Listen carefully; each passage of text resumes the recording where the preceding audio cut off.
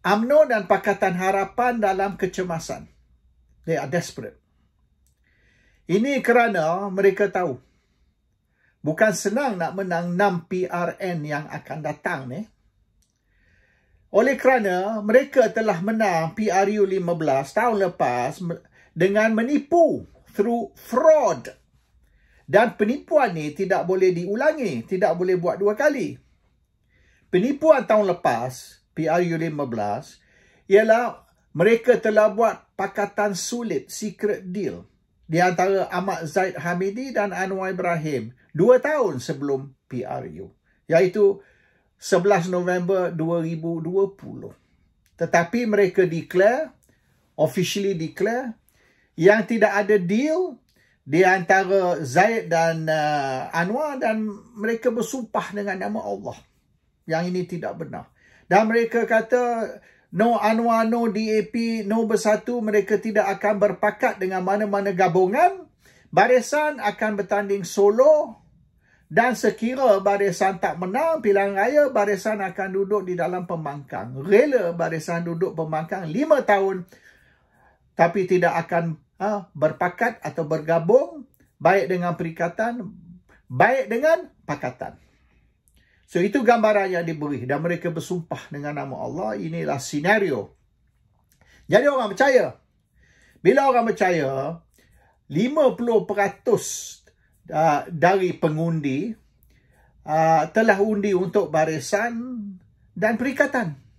50%. So, kalau kita ambil undi yang dimenangi oleh UMNO, PAS dan Bersatu, iaitu 3 parti Melayu, mereka dapat 50% dari undi. 30% dari undi dimenangi oleh Pakatan Harapan dan 20% dari parti-parti lain. Tapi akhirnya barisan break off. Dan bila barisan break off, mereka pergi join ke pakatan, maka pakatan pun akhirnya mendapat lebih dari 50% undi dan of course lebih dari 50% dari kerusi. Tapi itu melalui tipu, melalui fraud lah. Dan mereka tak boleh buat ni 2 kali. Sekarang orang Melayu sudah maknanya sudah accept lah, sudah terima bahawasanya barisan ni duduk di dalam pakatan. Barisan bukan bebas. Dan barisan ialah boleh dikatakan minority partner di dalam kerajaan. Jadi di antara parti gabungan ataupun perikatan. Dua pilihan itu saja. So sekarang orang Melayu yang masa PRU 15 dulu, ramai duduk sokong barisan kerana mereka ingat barisan ni is the third force ataupun gabungan ketiga yang tidak join baik perikatan baik pakatan. Sekarang mereka sudah tahu yang ini tidak benar, maka mereka tidak lagi sokong barisan atas dasar yang sama. Kalau mereka masih sokong barisan, mereka sokong atas dasar barisan duduk di dalam kerajaan pakatan. Ada orang Melayu yang boleh terima tu. Jadi mereka teruslah sokong barisan walaupun barisan duduk di dalam kerajaan pakatan. Tapi ramai yang sokong barisan dengan mengingat yang mereka rasa yang barisan ni independen, barisan ni bukan part of pakatan. Mereka tidak lagi akan sokong barisan. Dan ramai dari mereka kerana rasa tertipu, rasa kecewa, maka mereka sekarang ni swing sokong perikatan. Jadi 50% dari pengundi yang sokong PAS, Bersatu dan juga UMNO tidak lagi akan menyokong UMNO. Sebahagian kecil saja masih akan sokong UMNO yang hardcore. Tapi kebanyakannya tidak lagi. Dan juga pengundi Cina.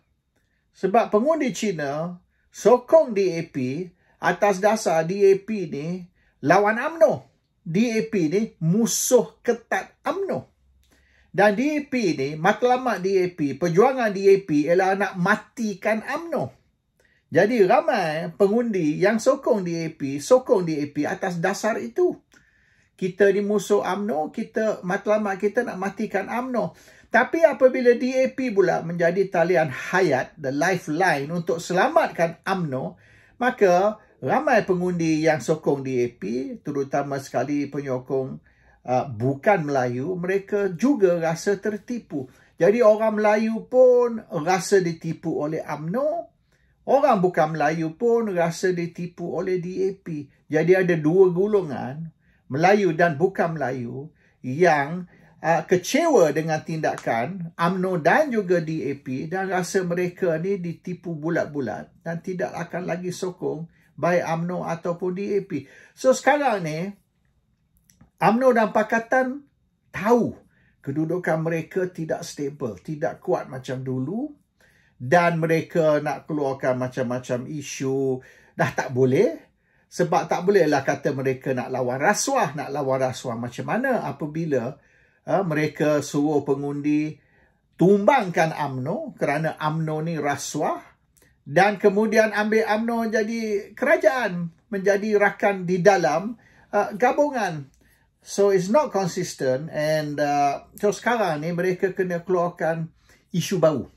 Tak boleh dah cerita pasal rasuah lah, pasal ini. Dan cerita pasal cost of living lah, harga barang pun tak boleh. Sebab cost of living dah naik tinggi, harga barang dah naik tinggi. Mereka kena diam atas isu itu. So sekarang ni, the only issue they can use, isu yang diorang guna ialah sekira undi untuk perikatan, sekiranya perikatan jadi kerajaan pusat, maka perikatan ataupun PAS dan Bersatu akan menzalimi orang bukan Islam, akan menzalimi orang bukan Melayu, dan mereka akan robohkan dan hancurkan rumah-rumah ibadat agama bukan Islam. Kuil Hindu, kuil Buddhis, gereja Kristian, semua akan dimusnahkan sekira PAS ataupun perikatan berjaya memerintah di pusat federal. Itu saja senjata yang mereka boleh guna, sebab semua senjata lain sudah tumpul, sudah rosak. They have no issues anymore. Baik isu rasuah, baik isu cost of living. So satu isu saja yang mereka boleh guna ialah main isu agama dan bangkitkan isu bahaya kepada orang bukan Islam sekira Perikatan Nasional memerintah.